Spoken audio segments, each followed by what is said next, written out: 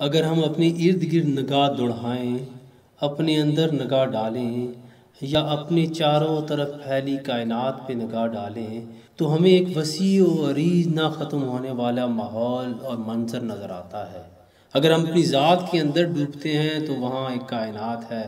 اگر ہم اپنے ارد گرد اپنے معاشرے کو دیکھتے ہیں، وہ اپنے اندر ایک کائنات ہے، اپنے اندر ایک نظر۔ اس کے بعد اگر آپ کائنات پر نگاہ ڈالتے ہیں تو آپ کی عقل دھنگ رہ جاتی ہے کہ اتنی بڑی کائنات اتنے منظم انداز سے بنائی گئی ہے، اس کا بنانے والا کتنا عظیم ہوگا، اور اس عظیم رب نے اپنا محبوب جسے بنایا وہ کوئی اور نہیں، وہ ہیں ہمارے اور آپ کے آقا نبی اکرم صلی اللہ علیہ وآلہ وسلم۔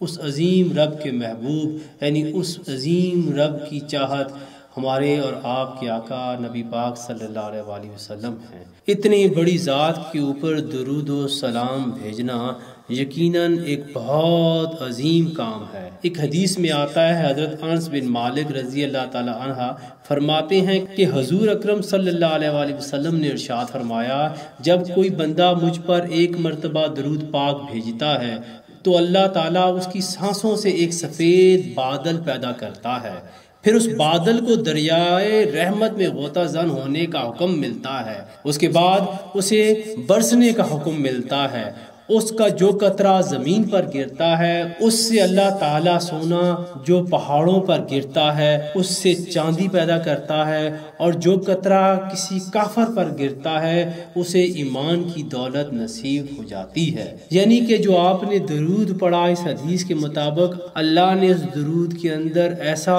جادو پیدا کیا، اللہ نے اس درود کے اندر ایسی عظمت پیدا کی کہ وہ درود پوری کائنات پوری دنیا کے لیے رحمت بن گیا۔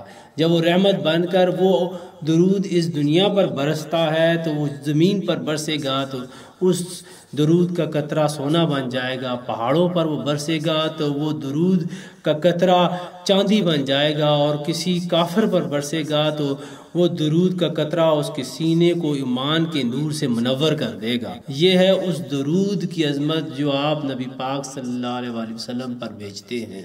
ایسی عظیم و شان ہستی کے اوپر دل چاہتا ہے کہ انسان ہر وقت سوتے جاگتے بس درود و سلام کے گلدستے نچھاور کرتا رہے۔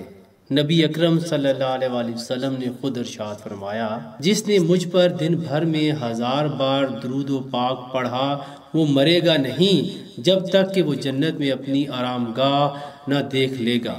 نبی اکرم صلی اللہ علیہ وآلہ وسلم نے اپنی امتیوں کو ایک اور راستہ دکھا دیا جنت میں جانے کا۔ نبی اکرم صلی اللہ علیہ وآلہ وسلم جیسا کہ حدیث میں آتا ہے کہ سارا رات اپنی امت کے لیے رویا کرتے تھے اور اپنی امت کی بخشش کی دعا کیا کرتے تھے۔ نبی اکرم صلی اللہ علیہ وآلہ وسلم کا سینہ 1400 سال پہلے بھی ہم گنہگاروں کے لیے جل رہا تھا، دکھی تھا، وہ ہمیں دوزخ میں جلتا ہوا نہیں دیکھ سکتے تھے۔ اسی لیے نبی پاک صلی اللہ علیہ وآلہ وسلم نے ارشاد فرمایا کہ مجھ پر 1000 بار درود بھیج دو، اور یہ اپنی روٹین بنا لو کہ ہر روز مجھ پر 1000 بار درود بھیجا کرو، تو کل قیامت والے دن میں تمہیں دوزخ میں نہیں جانے دوں، میں تمہارے اور دوزخ کے درمیان کھڑا ہو جاؤں گا اور تمہیں خود ہاتھ سے پکڑ کر جنت میں لے جاؤں گا، کیونکہ نبی کا کیا ہوا وعدہ کبھی جھٹلایا نہیں جا سکتا۔ اس لیے اپنی روٹین بنا لیں کہ ہر روز آپ 1000 مرتبہ نبی اکرم صلی اللہ علیہ وآلہ وسلم پر درود پاک پڑھیں تاکہ کل قیامت کے دن آپ رسوا نہ ہوں۔ حضرت عبداللہ بن مسعود رضی اللہ تعالیٰ عنہ سے روایت ہے کہ حضور صلی اللہ علیہ وآلہ وسلم نے فرمایا، قیامت کے دن لوگوں میں سے میرے زیادہ قریب وہ ہوگا جس نے دنیا میں مجھ پر درود و پاک زیادہ پڑھا ہوگا۔ حضور نے فرمایا کہ قیامت کے دن میرے نزدیک زیادہ وہ ہوگا جو تم میں سے زیادہ مجھ پر درود پاک پڑھتا ہے۔ ذرا آپ تھوڑی دیر کے لیے تصور کریں کہ قیامت کا دن کیسا ہوگا۔ سورج سوا نیزے پر ہوگا، یعنی کہ اتنی گرمی ہوگی کہ آپ ایک لمحے میں پگھل جائیں گے اور پھر زندہ ہوں گے۔ اتنی شدید گرمی جیسے آپ کو جلتے ہوئے تندور کے اندر بند کر دیا جائے، اس سے بھی 1000 گنا زیادہ گرم وہ دن ہوگا۔ زمین تانبے کی بنی ہوگی اور تانبا نیچے سے بالکل گرم ہوگا اور اوپر سے آگ برس رہی ہوگی۔ اس دن نبی پاک نے کہا، جو زیادہ درود پڑے گا وہ میرے قریب ہوگا۔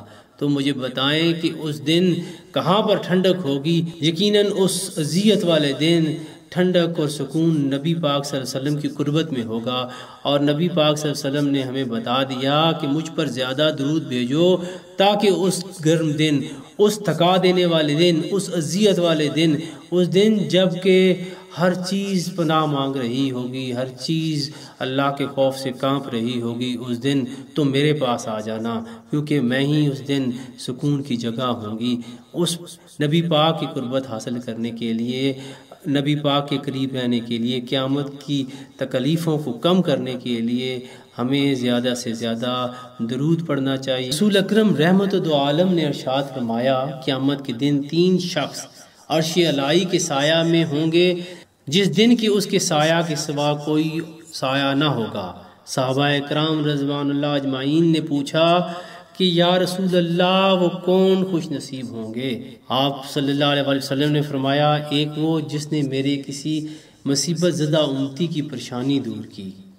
پہلا وہ بندہ ہوگا جو دوسروں کی مدد کرے گا، دوسرے مسلمان بھائیوں کی مدد کرے گا، وہ قیامت کی تپتی ہوئی دن میں اللہ کے عرش کے سایہ کے نیچے ہوگا۔ دوسرا وہ جس نے میری سنت کو زندہ کیا۔ تیسرا وہ شخص کہ جس نے مجھ پر درود و پاک کی کثرت کی۔ جس طرح نبی اکرم صلی اللہ علیہ وسلم کی ذات کی عظمت کا ہم اندازہ نہیں لگا سکتے، اسی طرح ہم درود شریف کی عظمت اور فضیلت کا اندازہ بھی نہیں کر سکتے۔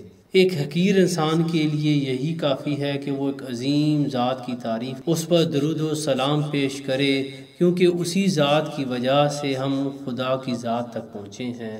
ہمیں چاہیے کہ ہم اپنے روزمرہ کے معمولات میں درود پاک کو شامل کریں، کیونکہ ہمارا درود پڑھنا ہمارا نبی اکرم صلی اللہ علیہ وسلم کے احسانات اور ان کے ساتھ محبت کے اظہار کا ذریعہ ہے۔ والسلام۔